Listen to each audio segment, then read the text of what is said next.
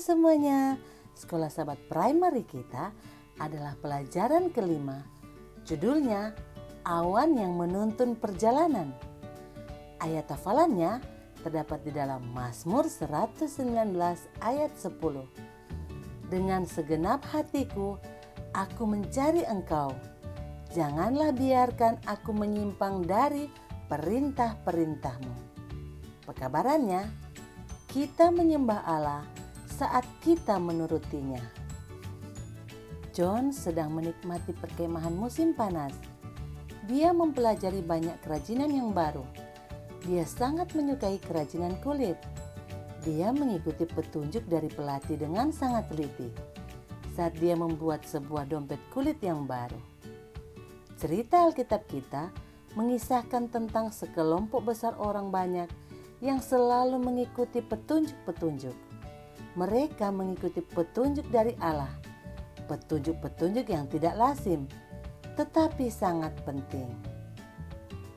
Setelah perbudakan selama 400 tahun, akhirnya orang Israel mengadakan perjalanan ke tanah perjanjian. Tetapi, melalui jalan manakah mereka akan pergi ke tempat itu? Yang ada di depan mereka hanyalah padang pasir yang panas dan kering. Allah tidak membiarkan mereka dalam kecemasan. Sebagai gantinya, Dia menuntun bangsa Israel dan memberikan jalan yang layak bagi mereka untuk berjalan di padang pasir. Pada siang hari, dalam tiang awan untuk menuntun mereka di jalan, dan pada waktu malam, dalam tiang api untuk menerangi mereka sehingga mereka dapat berjalan siang dan malam. Keluaran 13 ayat 21. Sepanjang hari, awan memberikan perlindungan mereka dari sengatan matahari.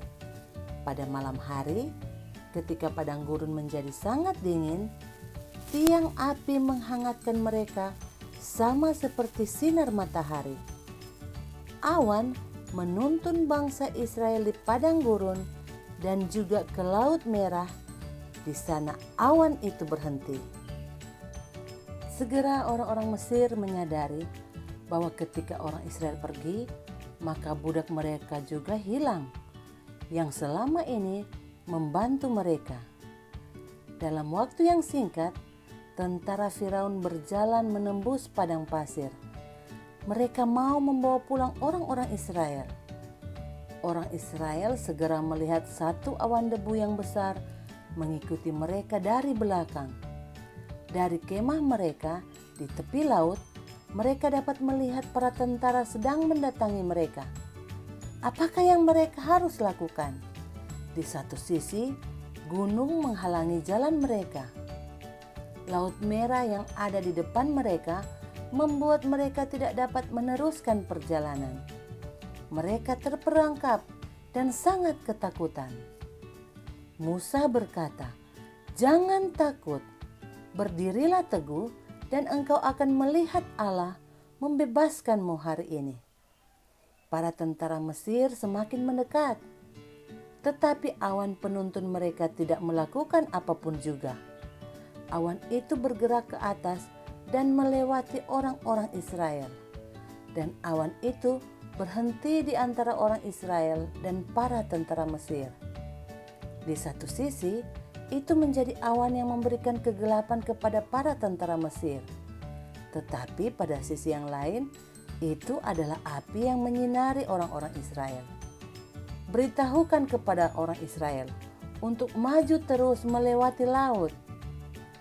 Allah berkata kepada Musa, "Meskipun di depan mereka tidak ada jalan, hanya ada laut yang sangat dalam, orang-orang Israel menurut. Mereka mengumpulkan bawaan mereka dan masuk ke dalam air. Angkat tongkatmu dan rentangkan tanganmu ke atas laut." Allah memerintahkan Musa. Musa menurutinya, dan satu angin yang sangat kencang mulai membelah laut dan membuat jalan yang kering di tengah-tengah laut. Sepanjang malam itu, tiang api memberikan penerangan. Dan orang-orang Israel berjalan melewati Laut Merah di tanah yang kering itu. satu tembok air di sisi kanan dan kiri mereka, sehingga tidak membasahi mereka. Orang-orang Mesir mengikuti orang Israel ke dalam laut. Segera setelah orang Israel yang terakhir melewati belahan laut itu dengan selamat, Allah kembali berkata kepada Musa, "Rentangkan tanganmu ke atas laut supaya air mengalir kembali." Lalu Musa kembali menurutinya. Maka para tentara Mesir tenggelam ke dalam Laut Merah saat air itu bergulir kembali. Satu pesta sukacita yang dialami oleh orang Israel pagi itu di seberang Laut Merah. "Saya akan menyanyi bagi Tuhan karena Dia harus diagungkan," mereka berkata. "Tuhan adalah kekuatanku dan laguku. Dia telah menjadi keselamatanku." Itu adalah penyambahan perbaktian yang sangat indah. Pagi itu, orang-orang Israel memuji Tuhan dengan cara yang khusus.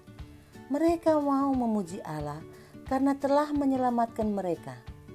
Tetapi jika mereka tidak menurut, maka tidak akan pernah terjadi perayaan sukacita seperti hari itu.